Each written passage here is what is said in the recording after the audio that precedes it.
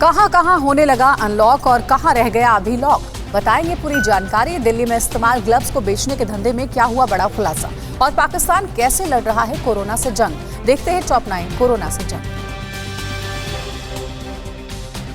दिल्ली में आज से अनलॉक की प्रक्रिया शुरू की जा रही है। हालांकि लॉकडाउन की पाबंदियों को 7 जून की सुबह 5 बजे तक बढ़ा दिया गया है, मगर कई क्षेत्रों में केजरीवाल सरकार ढील दे रही है। इस कड़ी में आज से मैन्युफैक्चरिंग और प्रोडक्शन का काम शुरू करने की इजाजत दे दी गई है। हालांकि इन दोनों गतिविधियों से जुड़े लोगों के लिए ई पास लेना जरूरी होगा और कर्मचारियों और मजदूरों के लिए उनके एम्प्लॉयर को ई पास के लिए अप्लाई करना होगा। दिल्ली से अनलॉक की प्रक्रिया की घोषणा के साथ ही दिल्ली से पलायन कर चुके मजदूरों की वापसी भी शुरू हो गई है। रविवार को आनंद विहार बस अड्डे पर वापसी कर रहे मजदूरों की काफी भीड़ देखी गई। मजदूरों का कहना है कि गांव में काम नहीं मिल रहा है। ऐसे में उन्हें उम्मीद है कि दिल्ली में धीरे धीरे खत्म हो रहे लॉकडाउन से अब उन्हें काम मिलने लगेगा।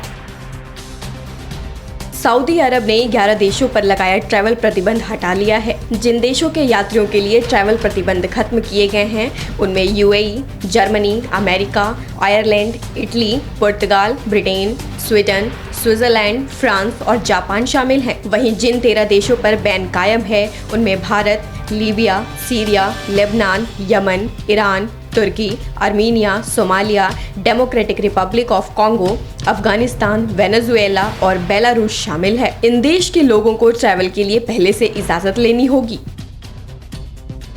जम्मू कश्मीर सरकार ने अनलॉक की प्रक्रिया शुरू कर दी है। हालांकि वीकेंड और नाइट कर्फ्यू पहले की तरह जारी रहेगा। सिनेमा घर, क्लब, जिम और क्लोज कांटेक्ट वाले दूसरे काम धंधे अभी बंद रहेंगे। इस बीच राज्य में पिछले 24 घंटे में 2256 नए पॉजिटिव केस सामने आए हैं। इनमें 823 जम्मू डिवीजन से और 1433 कश्मीर से हैं। नए केस की तुलना में रिकवरी काफी अच्छी हो रही है। एक दिन में जम्मू कश्मीर में 3805 मरीज रिकवर हुए, जबकि 29 लोगों की महामारी से मौत हो गई। तेलंगाना में लॉकडाउन 10 दिनों के लिए बढ़ा दिया गया है। हालांकि लॉकडाउन के दौरान मिलने वाली कुछ छूट भी बढ़ा दी गई है। मुख्यमंत्री केसीआर के नेतृत्व में हुई कैबिनेट की बैठक में अब तक सुबह 6 बजे से 10 बजे तक मिलने वाली 4 घंटे की छूट को बढ़ाकर सुबह 6 बजे से दोपहर 1 बजे तक यानी 7 घंटे कर दिया गया है। राज्य में पिछले 24 घंटे में कोरोना के 1801 नए मामले आए हैं, जबकि इस दौरान 16 लोगों की मौत हो गई है।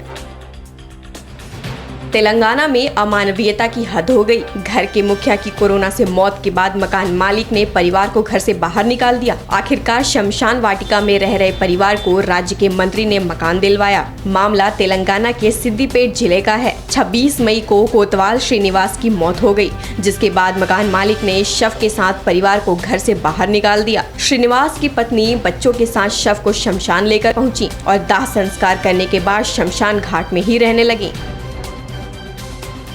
दिल्ली पुलिस ने इस्तेमाल किए हुए ग्लव्स को धोकर उन्हें आगे बेचने के मामले में इस गैंग के बिचौलियों को गिरफ्तार किया है। पुलिस के मुताबिक इसका नाम लालचंद है। दरअसल 25 मई को दिल्ली पुलिस ने डाबड़ी और बिंदापुर में 2 जगहों पर छापा मारा था, जिसमें 3 लोगों को गिरफ्तार किया गया था और इनके पास से पहले करीब 848 किलो और फिर मुंडका में एक फैक्ट्री में 1300 किलो गंदे मेडिकल ग्लव्स वॉश करने के लिए बड़ी वॉशिंग मशीन बरामद हुई थी।